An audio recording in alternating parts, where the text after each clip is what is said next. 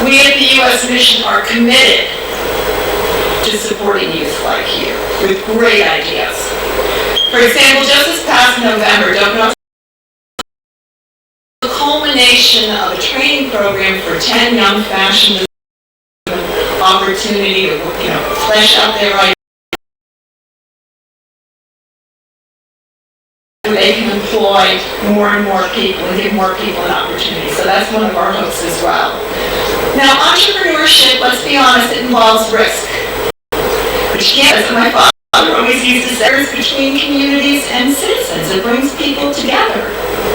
It builds bridges that help us take on challenges and solve problems together. And it's working together in this final pitch session their talents to promote their business for both. Pitch session, each team will have 5 minutes to present their business ideas and then field questions from the judges. It's not a whole lot of time.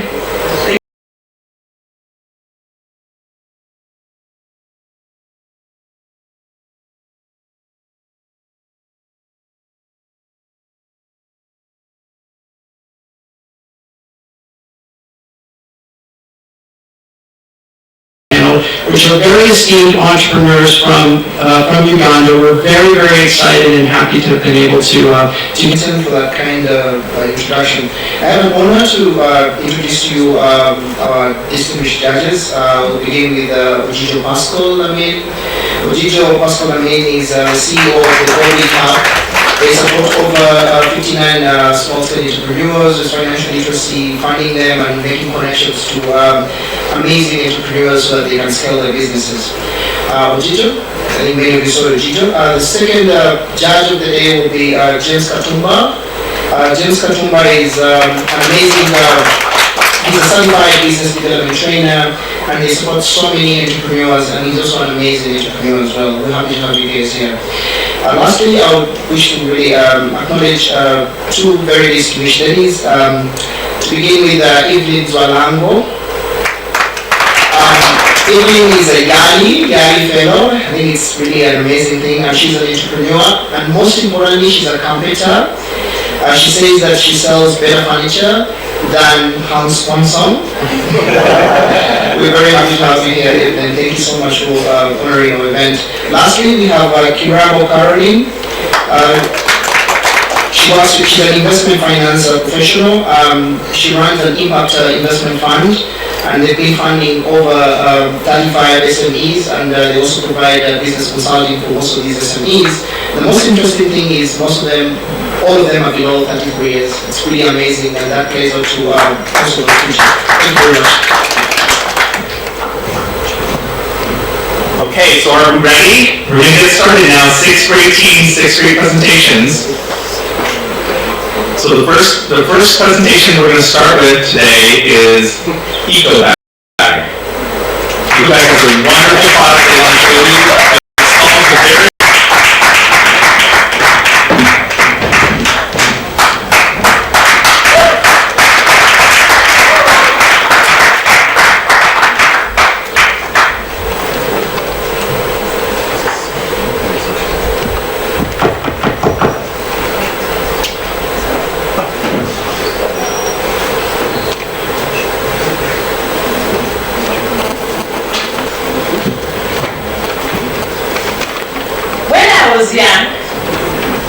my father had his precious goat.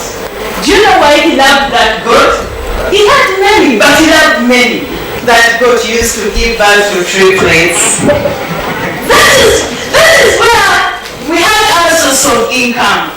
It was fortunately my school fees, but what happened? One day, the goats were released. When Shanita came back, it found a polythene bag. When I woke up in the morning, I realized that Shanta had eaten the polythene bag that contained salt. In vain, I cried. There was no cookies for me the next time, but still, I said, if I cried in vain. I looked around. When we moved to Kampala, I don't know with it. Everywhere polythene bags. I called upon my friend Javira. What can we do? business as well as being entrepreneurs? Well, as you have heard, due to those challenges and more environment, that's why the government decided to put a ban on use of low-density plastics, including these polythene papers. But unfortunately, because there is no clear alternative which people can use out there, people are still using the polythene papers and dumping them everywhere in the environment. Now, we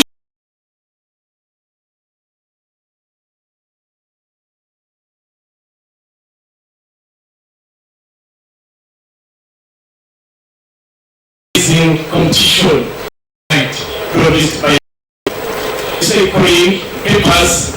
I mean, let's look at price and cost analysis. One, our paper bag is environmental friendly. Look at this polythene. It's a mega threat to environment.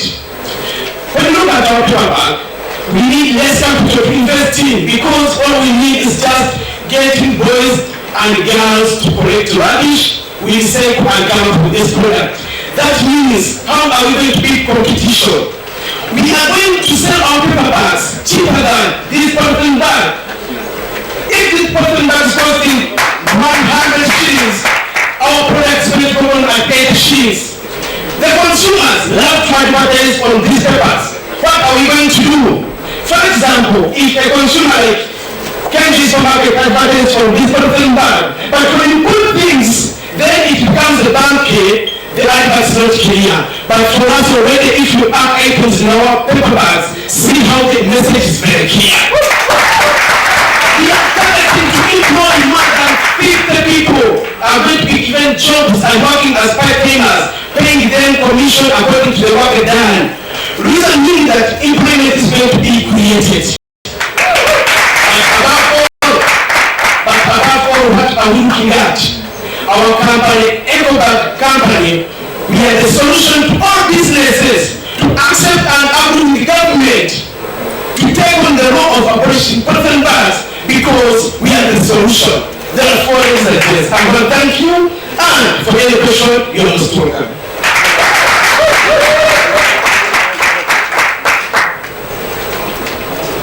Okay, so now we're going to take some questions from the judges for the remainder of the time.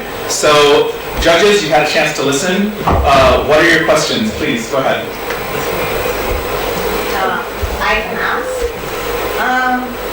I've heard you say about the competition. To be honest, as a business lady, I've been in this market for a while, and I've seen a few of this. Actually, they are personally burned our companies and all that. And this competition, as you can see, just an advice, you need to evaluate it because you're comparing one competition to plastic bags only. There are already people doing this. So how are you going to be able to beat that existing competition to make sure you can be able to stay well in the market? Maybe just, sorry, before you respond to that follow-up question, we have people in the market like If who already have the system for distribution and production, have machinery already, if they decided to just expand into this, they'll crash you completely, right? Or maybe not. I'd like your opinion on that. Thank you very much for that question. To answer the first question, yes, we accept that there is already people in paper bags. But again, we look at the source of their raw materials. They go and buy ready processed raw material, but for meaning that it's becoming costly for them. But how are we going to make money? How are we going to overcome it there?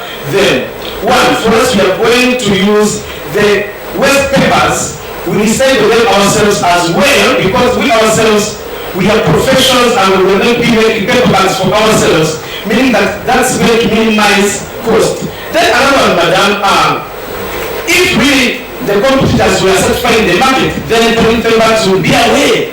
But they still exist because there is no one who is satisfying the market, and that's why they're here. To answer the gentleman who talked about how we are going to compete with big fair, well, in Uganda we have the Uganda Industrial Research Institute is a government body, and since the government is abolishing cotton bags, therefore, Uganda Industrial Research Institute is going to supply us with machines that we are going to use to make this paper bag so that we are able to hit the market with mass production.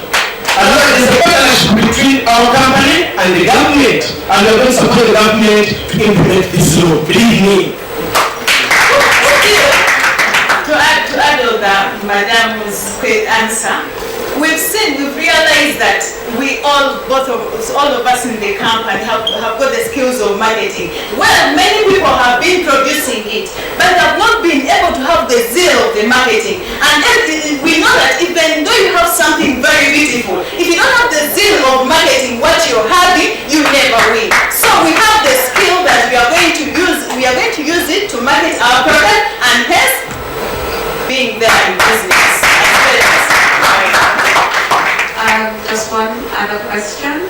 So you said your cost will be lower, your cost of production will be lower than the polythene bag by 20%. How will you achieve that? Well, thank you very much. We are targeting, our first target is that we have got institutions which are throwing away these materials. They are throwing away. Go to Makerere, go to Chambogo. They are throwing, actually, the average number of trees that they throw away every day in form of papers is around 45 trees in these universities. So we are going to put their points in which they can throw these papers. We collect them, then we recycle them ourselves. That will cut the cost of producing these bags, and it will fit in the market. It will make our products cheaper than the polythene bags. The cost of production, how are we going to do it? In business, if you produce in bulk, always the cost of production is very low. But when you decide to produce very few things, it means that the cost of production is very high. And we are saying that if we are targeting institutions, if we are targeting different places that really have paper, it means that we are going to be able to produce in bulk, hence no production. What skills do you have on your team that will grow this business? Thank you very much. I myself have been doing paper bags for past 5 years. With the skills and experience I've got in this, I'm sure it's going to help us to expand our business, because all those other staff members, as you can see them, they are already getting skills, and we are likely going also to improvise. How are we going to improvise? In order to keep well production and high stock, we are going to use specialization so that everyone knows which role to play and where. Thank you very much. In addition to that, for me, I did finance management, so I'll be managing the finances in the company. Still too, I have skills of marketing, and I believe if I come in as a woman and still also the other skills, I mean I'll convince people we shall have market, we shall have products everywhere. Ojijo, just one more question. Last question. Sure. So you're competing to earn $5,000. How do you use this money?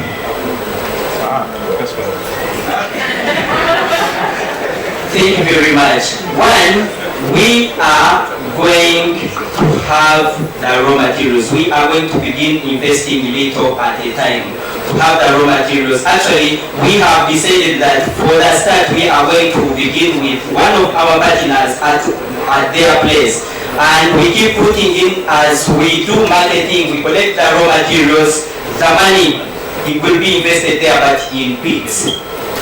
In addition, since we are doing business that we are passionate about, nothing that builds passion, we are not going to look at and pay ourselves at the beginning, but we are going to first invest that money in growing the business, so that tomorrow the business is the one to employ us, not we just eating the money, yet the money is supposed to belong to the business. So we're not looking at paying ourselves for the start. Thank you very much. Wonderful. Okay, everybody give a hand for Eco. Thank you very Okay, we're moving on to our second competitor. Our second competitors are Info Kiosk. Info Kiosk is looking at addressing the idea of information scarcity in certain markets and trying to create something interesting and new in terms of a distribution channel for media, but I'll let them tell you more about their idea. Ladies and gentlemen, Info Kiosk.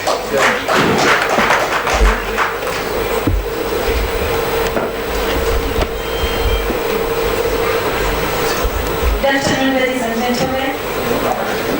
Yes, my name is Fiona Ashiliza, and 3 years ago I was fortunate to be pregnant with my first baby.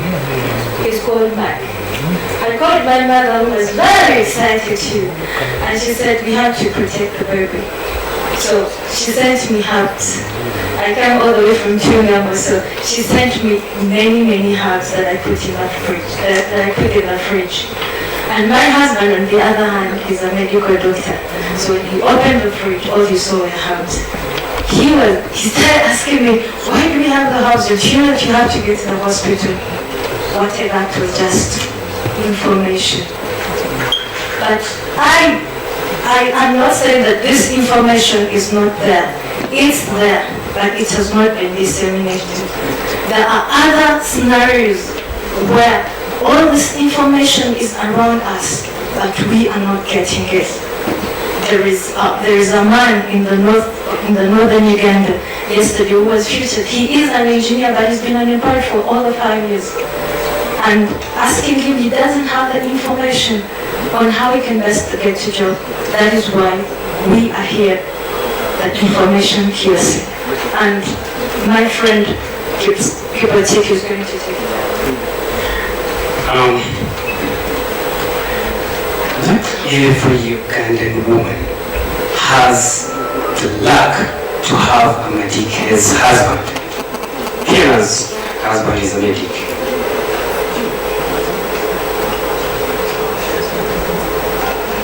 According to UCC, 44.9% of the urban population in Uganda has access to television, and 6% of the rural population can afford, can access a TV somewhere.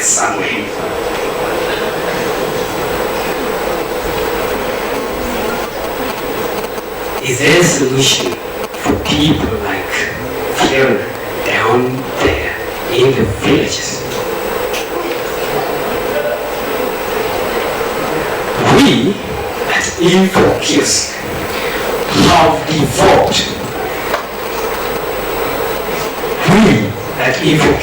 have developed a low-cost solar power computer that is run by the latest but cheapest technology, Raspberry Pi.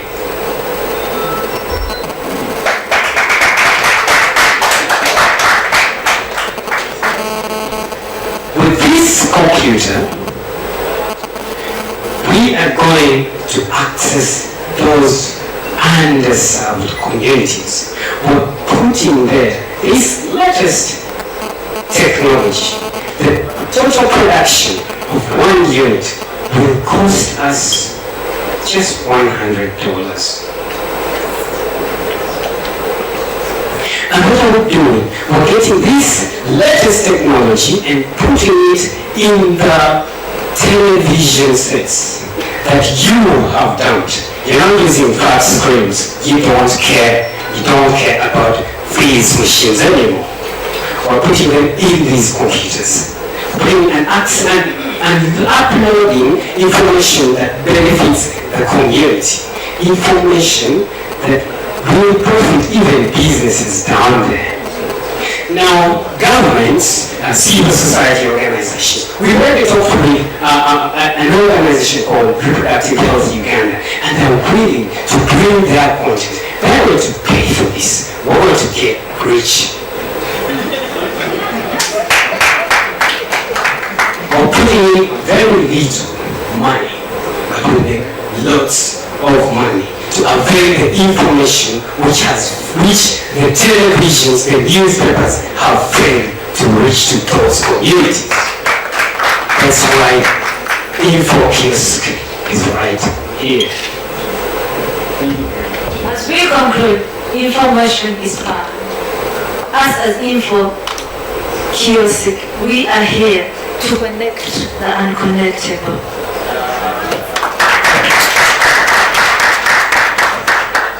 Ladies and gentlemen, Info Kiosk. Okay, so let's have the comments from the judges. Info Kiosk. I told you it'd be brutal. It's going to be brutal. Here we go.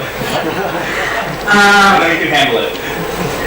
InfoKiosk, as you're trying to talk about the information you're trying to put out, I didn't see a target market. You didn't tell me what kind of a person you're trying to target with this information. Number two, the cost of production is $100. Do you know in Uganda, the very poor live under $1 a day? The target market you're trying to talk about. So what is the cost of the product? Thank you so much. Our target market, for us, we are here to provide a pipeline. We are here to create a platform, the information kiosk, to be able to give the information that's redundant there and does not reach the target market. So the people we are targeting are non-government organizations that have information to pass on a rural person, and the information does not go to there. We are targeting businesses like MTN that needs to advertise its new service to the rural communities. We are looking at businesses. We are looking at a person who wants to buy maize from the villages but has not accessed them. We are looking at individuals. If you have an announcement to pass on, we are here for you. Just for clarification, we're not selling our computers to the community. They remain ours. We'll maintain them periodically, or we shall upload content. We'll replace these computers at strategic points. Those are mosques, community halls, clinics, where these locals will access. And then we shall upload content that will bring them, that we want them to watch our computers. We'll put their job listings, the graduates that went back up country and can never know that there's a job opening. We'll get that content and they will access it. So every day they will want to go and see what's on our computers. So eventually we'll get connections to the jobs that they all want. And then we're also putting educational content, educational entertainment, down there in the villages when they're back from the gardens and so on. They go back home and make babies. I want them to come and watch our computers in these community halls. And then the corporate companies, organizations will want to use our service to advertise. They will pay for it. If they pay WBS 7.5 million for a 1 minute advert that runs for a month, we want to charge them only 2 million Ugandan shillings for an ad that is going to reach the community and it's going to run multiple times. I have two questions. Not yet clear on what exactly your product is. Are you selling information or are you selling technology? And I must say, if you're targeting NGOs in rural areas, they already have information dissemination channels. So what would you be giving them as an advantage, and how do you know they're spending too much already? Sorry, too much in one question. And then what happens when the 50% are served? What next? Okay, the first question, how do we know that this content is required?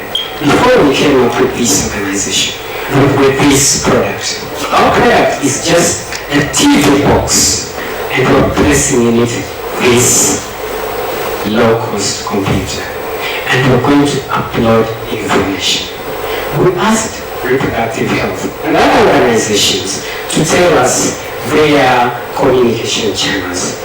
They say that they write a articles. Now, most of the rural community cannot read. Most people even here who pass by a newspaper are only be looking for the sports section. These content that the NGOs have failed to reach these communities. They have videos that the community only watches like once, maybe when there's an AGM and then they have a PowerPoint presentation, so they only watch those educational videos once. We want to make it a daily issue. Thank you so much. I think you said you did not understand exactly our product. Our product is a QC. It's a computer that is solar panel. It's a pipeline. It's a platform that people are going to get information. And when you ask non-government organization, I know the way they disseminate information is sometimes they have plays, they write all these things, but they're very expensive.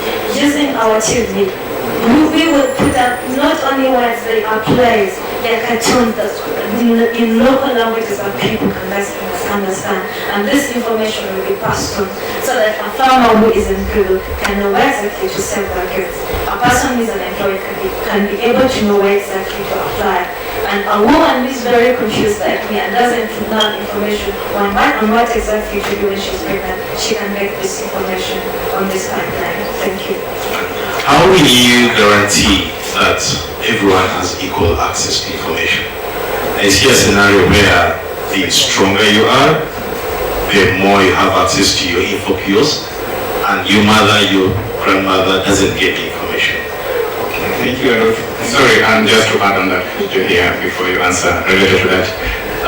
I know already of, I'm in this space because we invest in small capital, and a company that is using this model, but they're addressing they collect information from the clients, the NGOs and the governments, and they send to the mobile phones of the people in the villages.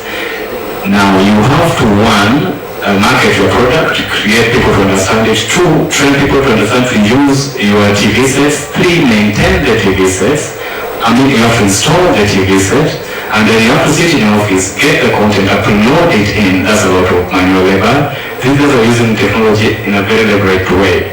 Wouldn't it be better for me as an investor to take this $5,000, give to the other guy who is going to send it straight to a particular phone number?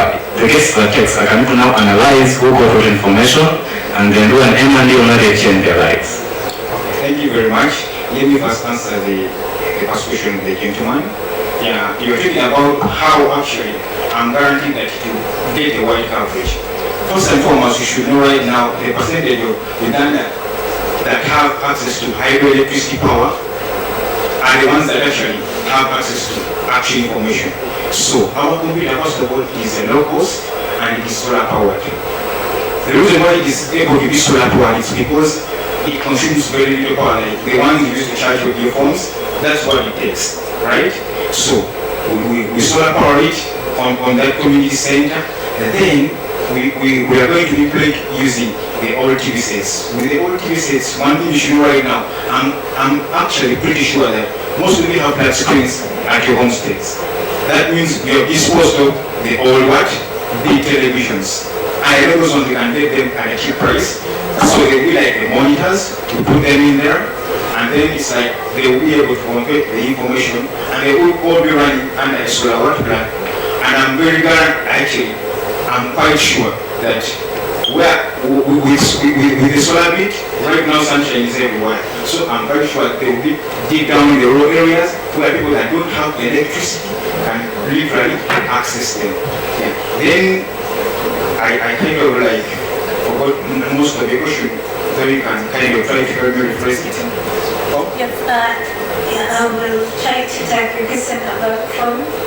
Yes, because I know all of us have received maybe an SMS alerting us to something from. Yes, but not everyone has a phone in the village. And still, if I get information and it's as short as an SMS, it means I cannot get the whole of it, isn't it? And with people that do not know how to read, we are not only delivering information in sort of words. We have movies, we have cartoons that we best help them to understand. And if there is a need for an extension to train them more, there is that extension so that message can easily be delivered to them. one more question. It was about how sure are we that maybe somebody is strong enough and we all struck the other. We're placing our computers at community centers. It could be like a waiting area of the clinic. We're placing it at a raised level where anybody who's seated can see. That is in line with another question. Maybe you'd be worried about vandalism.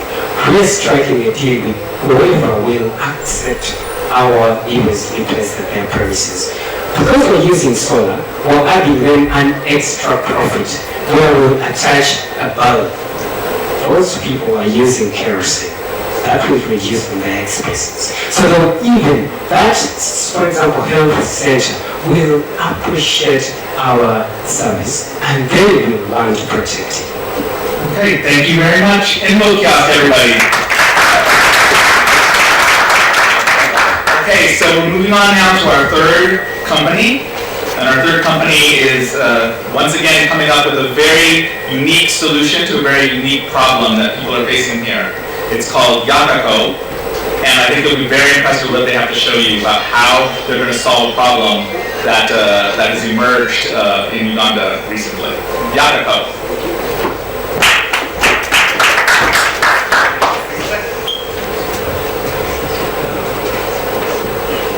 Good afternoon, ladies and gentlemen. Good afternoon, ladies and gentlemen. I'm Emmanuel Elmbeck, and my partner is Malcolm Castillo. Okay. We're going to a concept that was developed, and I'll start by saying most of us have been in the country. We came up with this, and we're going to show you a prototype. Thanks to the team that has pushed us for a few days, we had to do this in one day, and Malcolm basically will show you how our prototype looks like.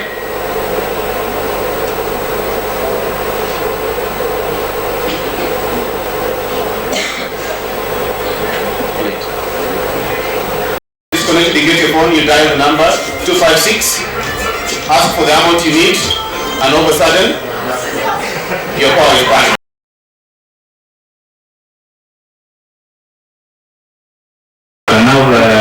Yak something. Very good question. Actually, before this idea was rolled out, it was beating our head, but trust me, yesterday. No.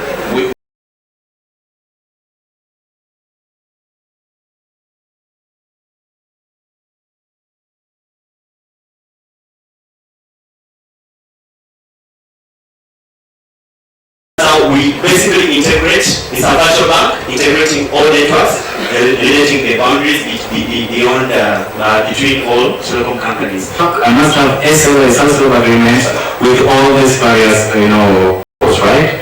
And the number 4, and very importantly, for you to move all this across, how much exactly do you need just to make the first step? And would it be much easier for someone in the space, for instance, the guys offering interest rates, to just do like this and they can make it work? Thank you very much. Thank you very much, Ginger. Now, firstly, answer the question of integration. The minimum transaction MTN to send 2,500 and 5,000 in between, the current charge is 450. Yeah? So we're telling you, you don't have to advance miles to find an Airtel agent. That money you 10,000 a quarter or fuel. So now we want to have only 50 in the beginning, in the first year, and this is based on projections. Right now, he is a marketer and he is a marketer. I am a manager. That okay, this is star 175 and this is this. We need to get tracks.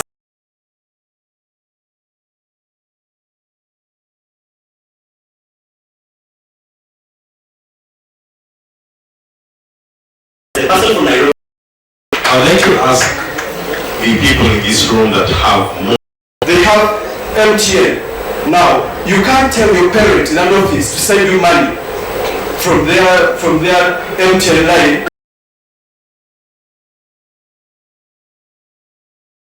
room for improvement of or to the home. And MoFit is trying to make that a much better experience. Ladies and gentlemen, MoFit.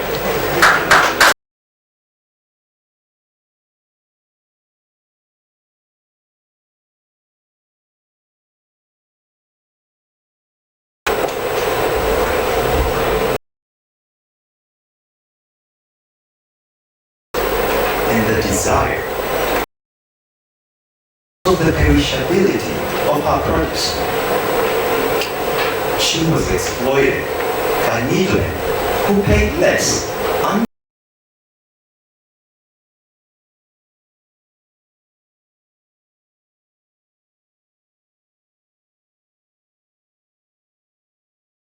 reason that we came up with mobile marketplace for the grass.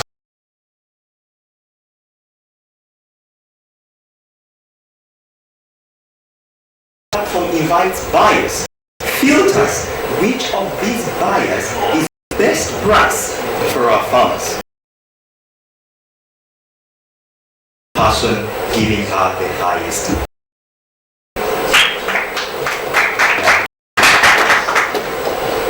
We'll cut the cost of marketing by 85%. We'll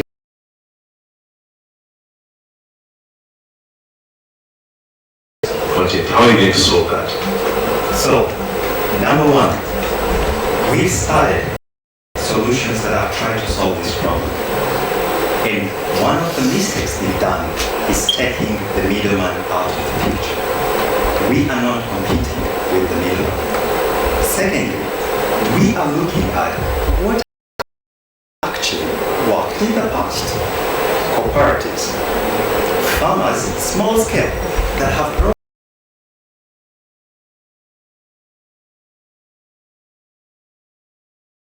The GSM functionality to aggregate the farmers in a given area. How much will that cost? So you're still doing the research. It's okay if you don't. GSM, we are talking about these phones here. These phones to come onto our platform, we just need an API. And I will let Damien talk more about that. Thank you so much. System, we're using GSM. It's basically a normal phone. We are not using any other device that is called GSM. It's just a desk phone. What a farmer or a buyer does is other vegetables, etc. So the design for our pilot project is based on that and already existing need. We are controlling our pilot. We want to use Vincent's connection with the restaurants in Kampala to create the initial, or what we call the early adopters of the system. For Katikati and other restaurants to actually create the orders. Ask me why is that better? It actually advises us on what to tell Nasandra to plant. Instead of planting something that is actually not needed, she's planting something that is needed because already Katikati is saying we need tomatoes, we need onions, we need etc. etc. Our system is collecting this information and we are talking down to Nasandra and say, probably this season, don't plant tomatoes, plant Irish potatoes. Because the market is already there. And I will let Vincent talk more about that. So that will be the final question. Okay, well, why we could probably have a problem understanding this is we're seeing it only from that perspective. I'll show you from the buyer's perspective.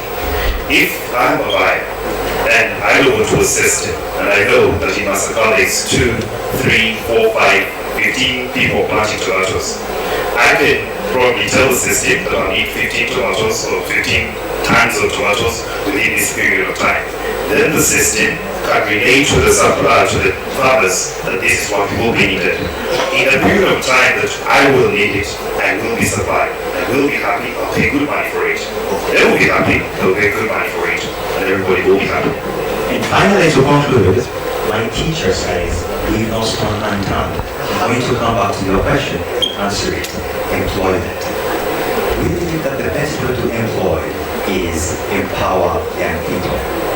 We are simply saying to the young people in the universities, in East Africa, anywhere else, that with digital agriculture, we are actually saying agriculture is noble fit. And we hope that will bring young people into self-employment. Thank you.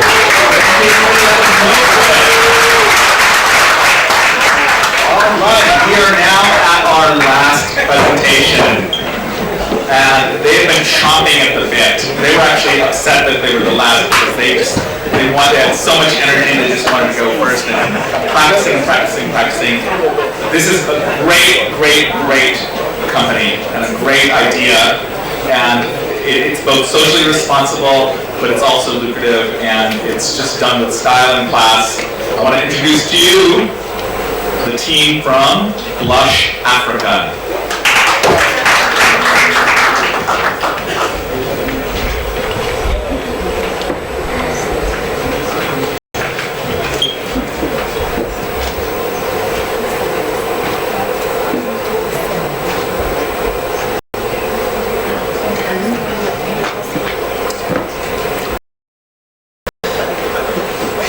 Did you know that 76%, did you know that 32, did you all have in sentences? 43 have lost their jobs, 42 have lost their homes, and 31 their children. 72 hours ago, 5 complete strangers came together with a dream, and they believed that creativity had the power to change human behavior. And that dream was about Blush Africa. Blush Africa is a digital marketplace that empowers marginalized women to create and sell unique art.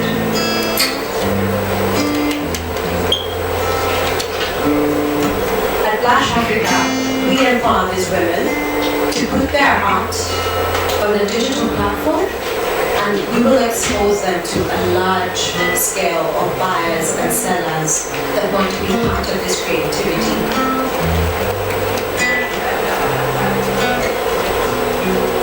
But what is our belief and what is our goal?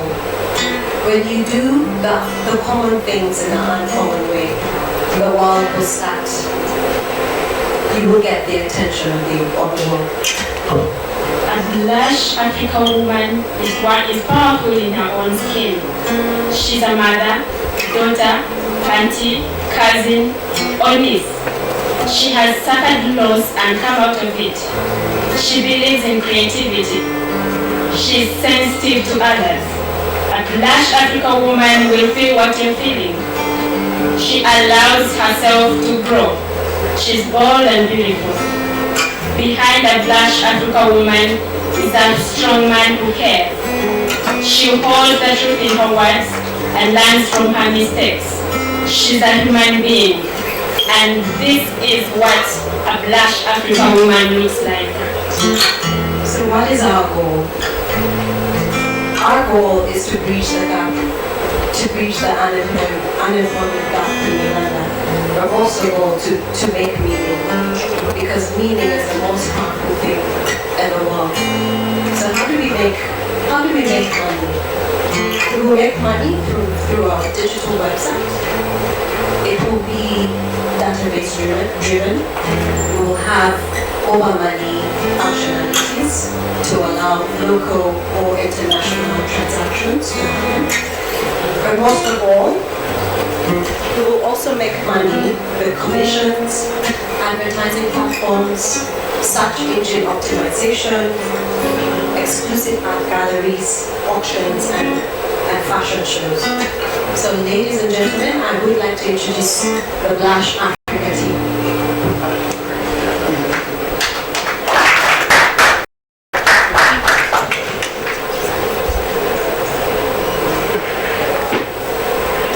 Okay, so now you've seen now Blush Africa's presentation. There's still a lot of questions and a lot of answers coming up. So judges, do your work. I blush.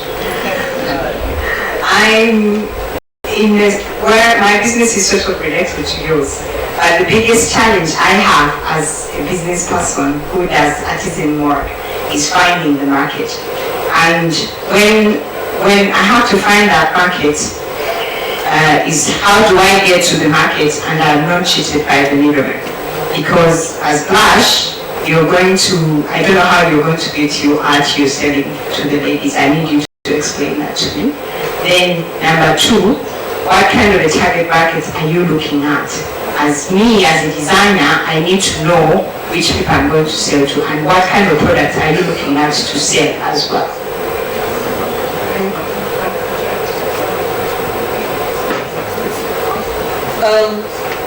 For our target audience, we're looking at all the art lovers that are out there. But in most cases, the fact that for our start, we're dealing with women who love art. So our merchandise is based on the beads, the bags, all that art crafts that is made.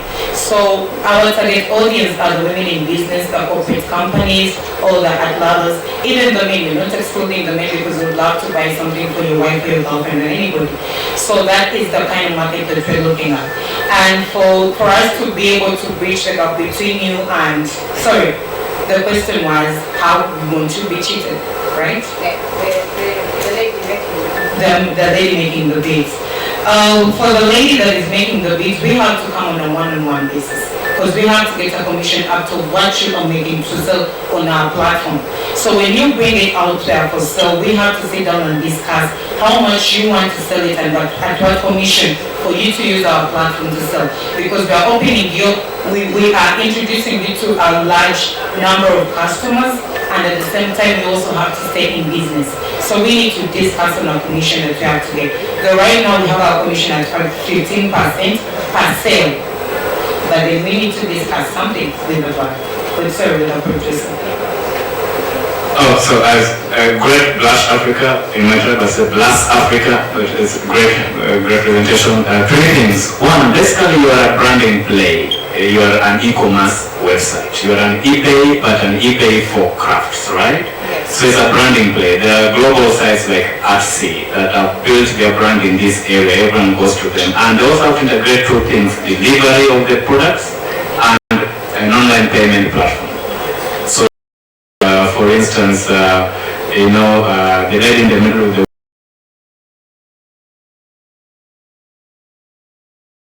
business. At the end of the day, if it's we will create a structure that can, step in when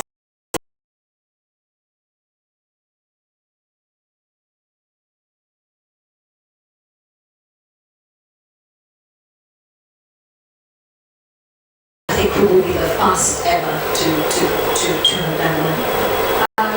One question from me. So in Uganda alone, because I understand from what you're saying, you're targeting the whole world of marginalized women. So in Uganda alone, what percentage of these marginalized women are actually already engaged in and not accessing market or making enough to get them out of poverty because they're not making money on their art? Do you have like a ballpark figure? Because you need to know whose problem you're solving and what the actual problem is. Is it that the marginalized women already make art, have the market, or are you trying to get more marginalized women into art and craft? I really want to know what your impact is. Our impact is a double-edged sword. There are marginalized women currently doing great art, but they don't have an audience to sell to, or they don't have an audience that appreciates. They have been written off by their families, they've been written off by society. But there are also those who are interested and have the talent, but possible. Even though you're serving your sentence, you can do e-commerce people find actually when it comes does not appear to be the exact product.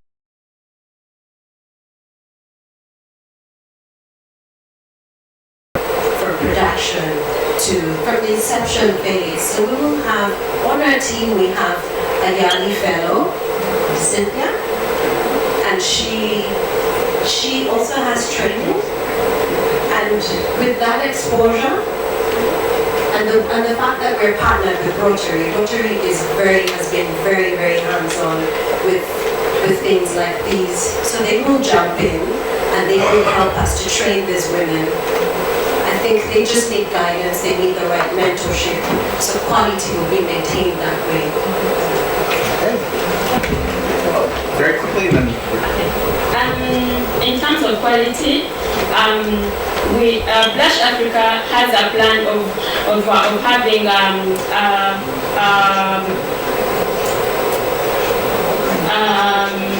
an inspection team, quality designers, if I may say, designers who will actually go down, train the producers, so that right from the production level, the products are of quality, and then we shall have pictures taken after production, and then our quality assurance team will first look at the products and then recommend.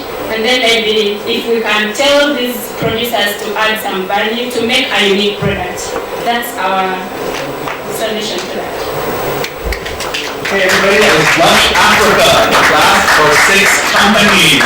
So let's just give all those different companies that came up here a big hand. They spent 3 days working long nights and just doing an amazing job. And you can see the quality of the people that are participating here today. So, what happens now? So, we now have to do a couple of things. We need to collect our votes from the judges.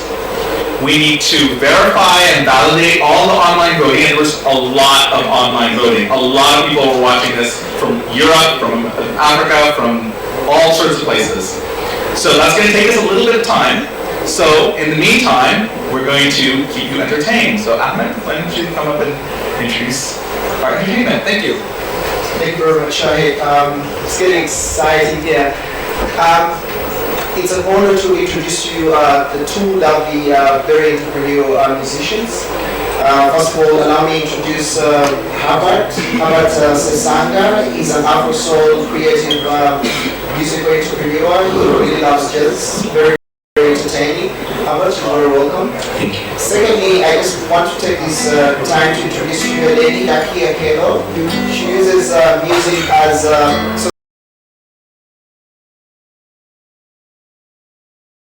try and turn out things, and I'm so excited very much. Enjoy.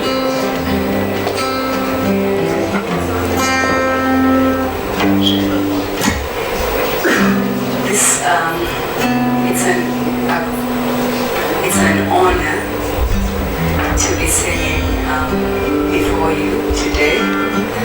And this next song that we're going to do is an original of mine called Amari. Amari is written in 3 different languages. It's in Acholi, Uganda, and English. It's a love ballad. Amari simply means I love you in my language. So enjoy.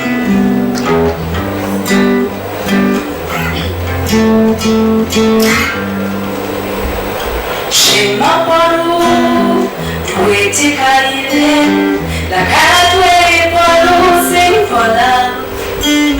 Yetika wile, when you take away, no take at all for love. And when you want, it won't give, kuchingi, kache. We are twitching the heart, brand new day, new dawn, new life. Saying 1, 2, 3, they give a no. To love says I do, to her she says I do. To him no, in the eye of love, all the faces flashing, the hearts are beating, dancing with the belief. Believe,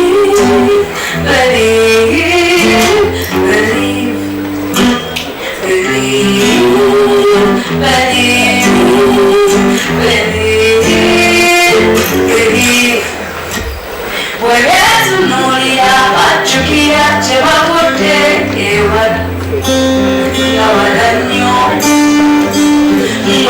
Bon,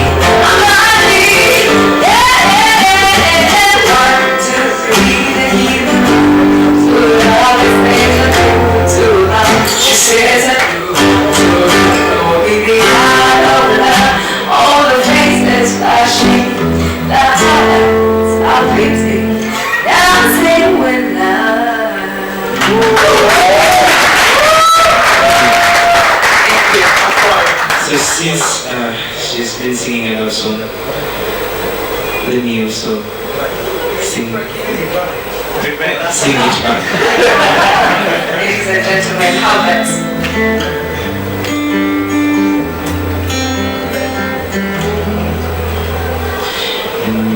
Whenever I'm alone with you,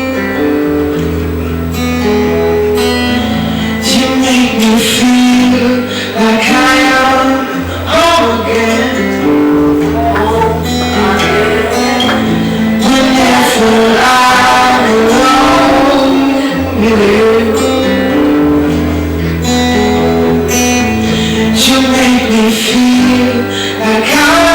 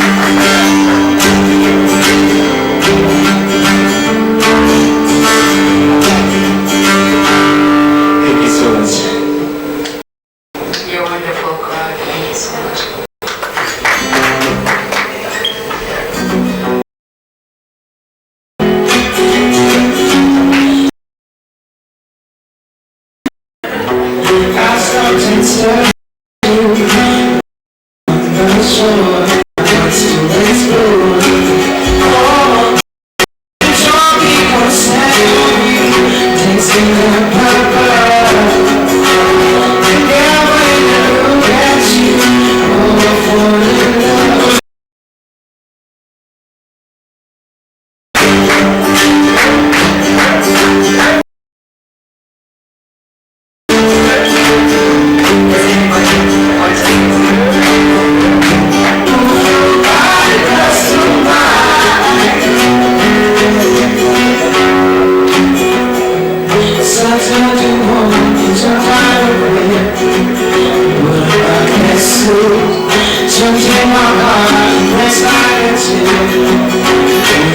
to you.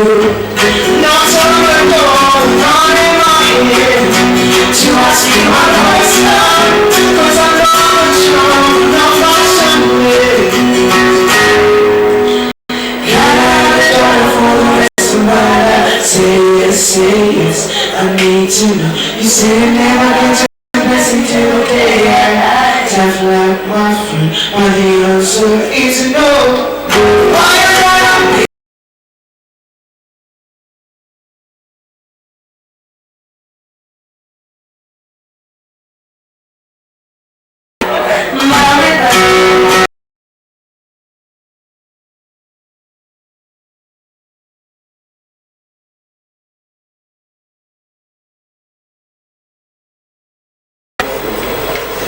So the next song is called Kagari.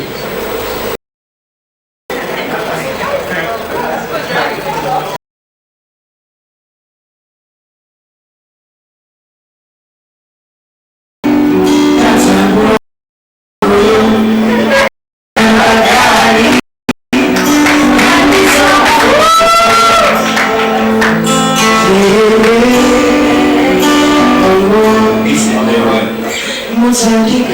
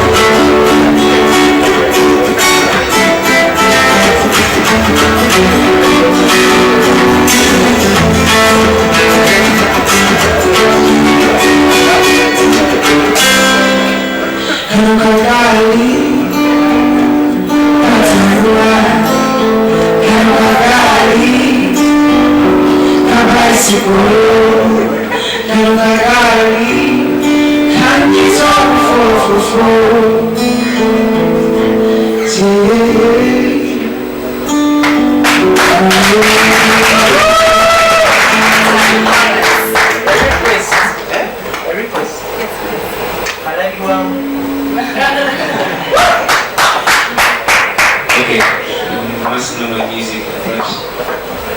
I will sing that next time.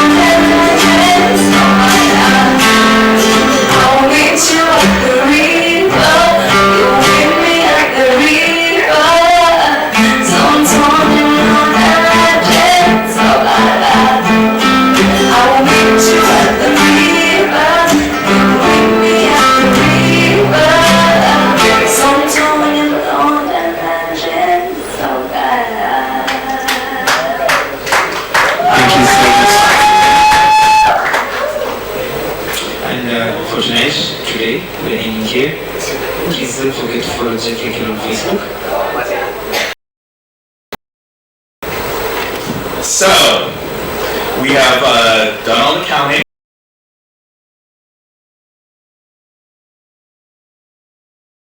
We have a winner.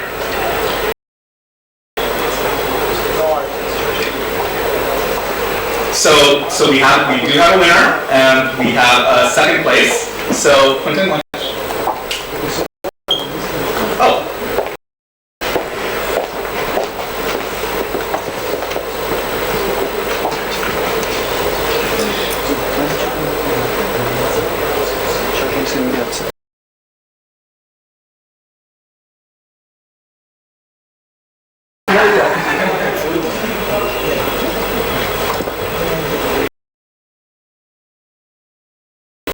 It's not fair.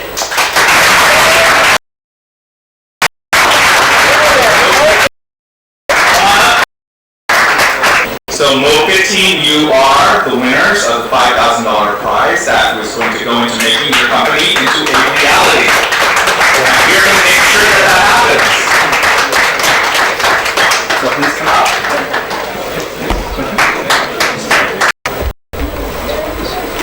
All right, so afterwards, all the teams should come see us for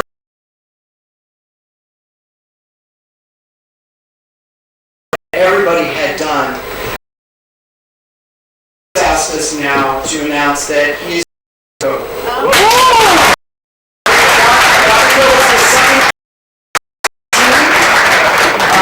it's quite close.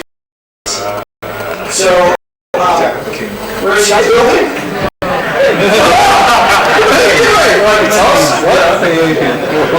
So congratulations to you as well. And so I want to thank all of the teams. And we said this every day. Just because you didn't win in this competition does not mean you do not have a good idea. The scores were very, very high across the board, particularly in online and audience live voting. So you should be very proud of the work that you do. You should stay in touch with us. We still want to mentor judges. Let's give a hand for the judges. For you and be supportive and to help you. So judges, let's give a hand for the judges.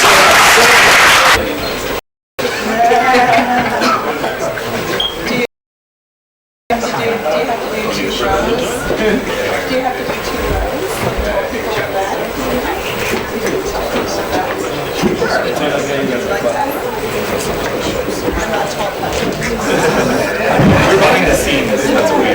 Behind the scenes.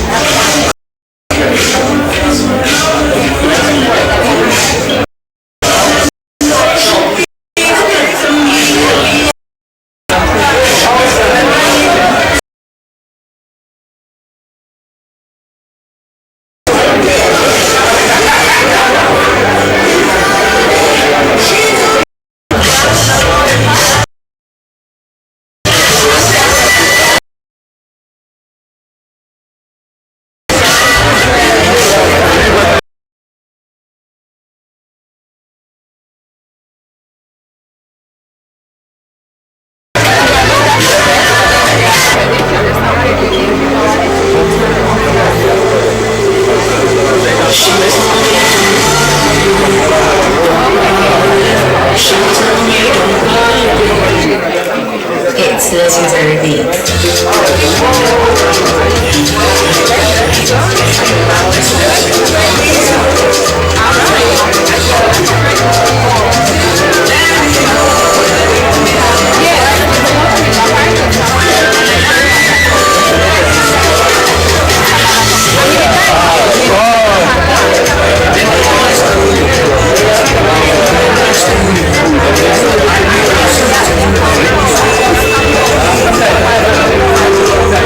Yes.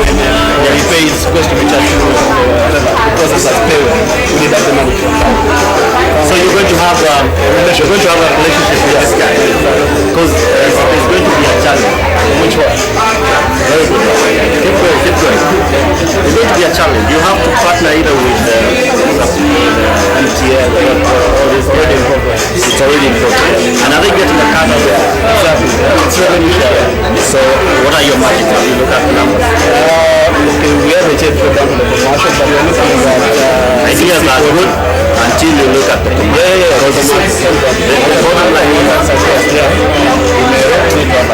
I'm still becoming prepared in our offices, not a matter of one of the guys, but you may want to have another chance. You're going to learn out.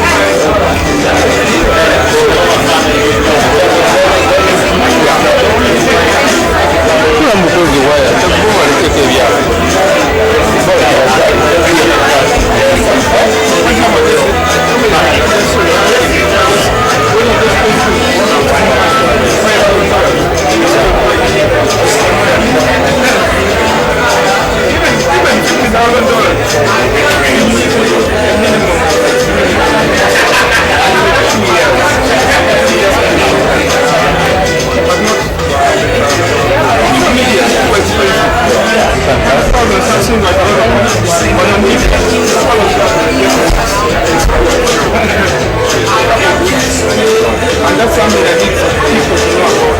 Not just knowing about it, it's really knowing it about it. When you're about it, you're trying to do this every 5 minutes. That's just so it's like just you need that constant reminder to realize that's part of it. It's part of your business. You have to you don't need the lack of it right every single day. Like I can tell you something tonight.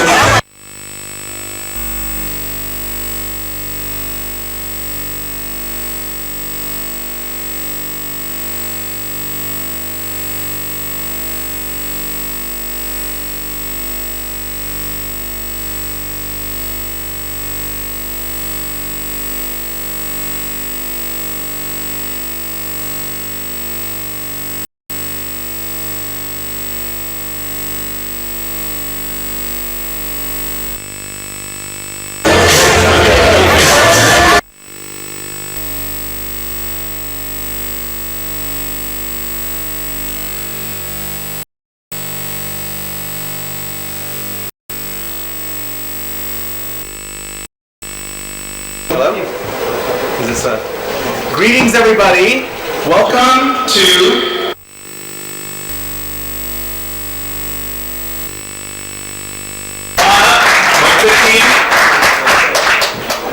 So Mode 15, you are the winners of the $5,000 prize that was going to go into making your company into a reality.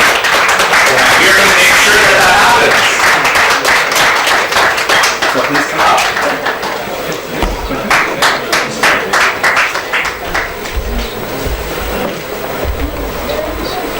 All right, so afterwards, all the teams should come see us.